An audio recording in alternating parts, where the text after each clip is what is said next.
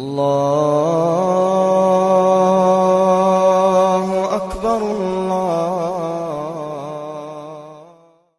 سیدنا سرکار معین الدین حسن چشتی غریب النواز رضی اللہ تعالیٰ عنہ آپ کے متعلق میں آپ کو بتا دوں، بڑی بات ہے۔ سرکار غریب نواز کو لوگوں نے صرف یہ کہ اپنی دولت مانگنے کا ایک دروازہ سمجھا، اور سارے اسی چکر میں رہتے ہیں کہ کب عطا کریں گے غریب نواز۔ یقیناً وہ عطا کرتے ہیں، لیکن میرے عزیزوں ان کی زندگی کی کوئی چیز بھیک مانگ لیتے ہیں کہ اے معین الدین تمہارا صبر ہمیں بھیک میں عطا کر دو، تمہارا تقوی اور تمہاری پرہیزگاری ہمیں بھیک میں عطا کر دو۔ مانگنے والوں میں ایسے بہت کم ہم نے دیکھے، ورنہ اکثر مانگنے والے تو دکان مانگنے ہی جاتے ہیں، اولاد مانگنے ہی جاتے ہیں، دنیا مانگنے ہی جاتے ہیں۔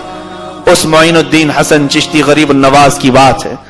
ان کے بیٹے تھے ایک حضرت حسام الدین چشتی، وہ نہیں ہیں اب، جو سامبر شریف میں ہیں وہ ان کے پوتے ہیں۔ حضور معین الدین سرکار غریب نواز کے ایک بیٹے حسام الدین بچپن میں مدرسے جاتے تھے، تو بچوں کے ساتھ جو گلی کوچے کے دوسرے بھی بچے ہوتے ہیں، حضور سرکار غریب نواز کے سب مریدین ہی تھے، ان کے بچوں کے ساتھ آپ پڑھنے کے لیے کسی ایک جگہ جاتے تھے۔ ایک دن حضرت خواجہ حسام الدین، عمر ان کی میرے خیال سے 12 سال کی رہی ہوگی، آ رہے تھے تو بیچ راستے میں چکر آ گئے، چکرا کر کے گر گئے۔ دوستوں نے اٹھایا، پھر چکر آ کر گر گئے۔ کہا کیا ہوا حسام الدین، چلتے کیوں نہیں؟ غریب نواز کے بیٹے ہیں۔ کہا کہ ہمارے گھر میں 4 دن سے کھانا ہی نہیں ملا ہے۔ کہا گھر میں کھانا نہیں بنا تمہارے؟ غریب نواز کے گھر پر کھانا نہیں ہے جو ساری دنیا کو نواز رہا ہے؟ دور دور سے فقراء و مساکین بھیک لینے آتے۔ کہا ہاں میرے والد کے ہاں لوگوں نے پوچھا، اب بچے جا کر کے اپنے والدین کو بھی بتایا کہ غریب نواز کے گھر میں ان کے بیٹے چکر کھا کر گر گئے تھے۔ پوچھنے پر بتایا کہ 4 دن سے ان کے گھر میں کھانا ہی نہیں بنا ہے۔ کہا حضور غریب نواز بھی؟ کہا ہاں وہ بھی فاقے میں رہتے ہیں۔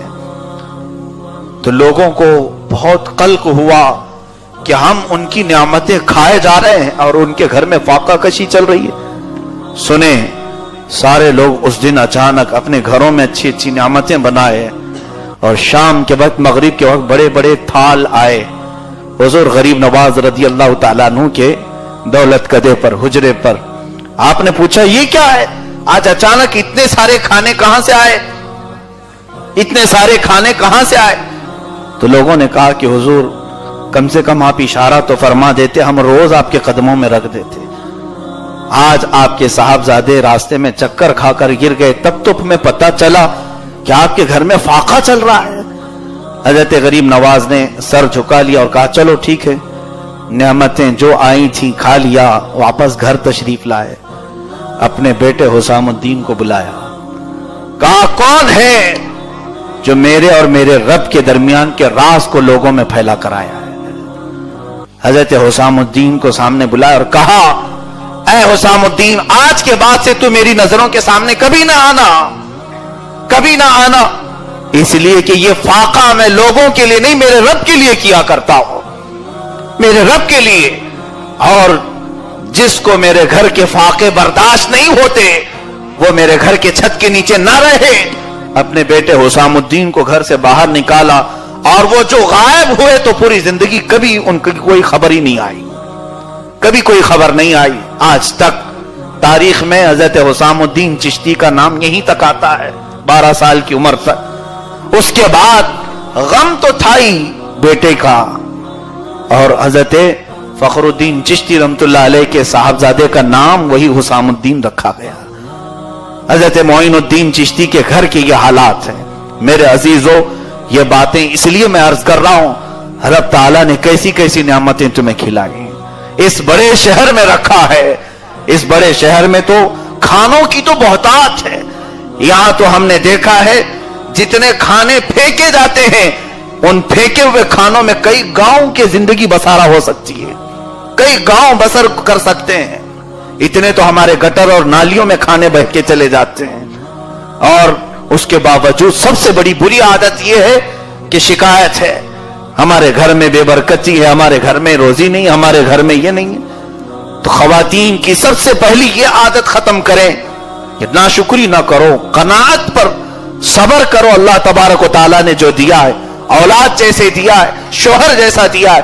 ایک بات یہ بھی میں بتاؤں، شوہر کسی کا شرابی ہے، کبابی ہے، جواری ہے، جیسا بھی ہے، تم دعا کر سکتی ہو اللہ کی بارگاہ میں کہ مولا میرے شوہر کو ہدایت عطا کر دے، میرے شوہر کو صراط مستقیم پر چلا۔ لیکن اسی پر اگر تم راضی رہ گئی تو جنتی خواتین میں تمہارا شمار ہوگا۔ اس کے ظلم، اس کی بری عادتیں وہ اپنی جگہ پر، تو یہاں عورت یہ چاہتی ہے کہ میرا فرشتہ، میرا شوہر فرشتہ بن جائے، اور پھر دوسرا یہ کہ فرشتہ بننے کے ساتھ نیک تو رہے لیکن میری مٹھی میں رہے ہمیشہ۔ اور کئی عورتوں کی یہ شکایت، وہ ماں کی سنتا ہے ہماری نہیں سنتا، ماں کی شکایت بیوی کی سنتا ہے میری سنتا ہی نہیں۔ آخر یہ جائے تو کہاں جائے بکرا؟ دونوں کے بیچ میں ہے۔ اس طرح سے اسے بلی کا بکرا بنایا جائے۔ عورتوں کو یہاں پر قناعت کرنا چاہیے، اور شوہر اپنی بیوی کے جتنے حقوق ہیں وہ بھی اپنے برابر ادا کرے، اور ماں کے جو حقوق ہیں وہ بھی ادا کرے۔ دونوں کے درمیان توازن برقرار رکھے، دونوں کے درمیان برابر کا ایک حصہ قائم کر رکھے۔ اگر وہ بچپن سے اپنی ماں کے ہاں رات میں گھنٹہ 1.5 گھنٹہ بیٹھنے کا عادی ہے تو اپنے نکاح کے بعد بھی اتنا وقت اپنی ماں کو دیا کرے۔ اگر وہ زندگی میں بچپن میں اپنی ماں کے ساتھ کھایا کرتا تھا تو نکاح کے بعد اپنی بیوی اور ماں دونوں کے ساتھ کھایا کرے۔ اچانک شادی کے بعد حالات اگر بدل گئے کہ تم کو ماں کے ساتھ 25 سال بیٹھ کر کھاتے رہے، شادی کے بعد اچانک تمہاری برتن بیوی کے ساتھ بدل گئی تو اس ماں کے دل پر تو تکلیف ہوگی ہی کہ اتنے سال میرے ساتھ بیٹھتا تھا، اچانک یہ کیا آئی کہ اس نے تو اچک لیا مجھ سے۔ پھر وہ ساس اور بہو کی جو جنگ ہے گھر میں شروع ہو جاتی ہے، بڑی جنگیں ہو جاتی ہیں۔ اس کو برابر کا حصہ، دونوں کو برابر کا حصہ لے کر جائے، یقیناً وہ بہت ہی خوش خصلت مردوں میں شمار ہوگا، اور اللہ تبارک و تعالیٰ کے پیارے حبیب صلی اللہ علیہ وسلم کے ہاں سے اسے اجر کا وعدہ بھی ہے۔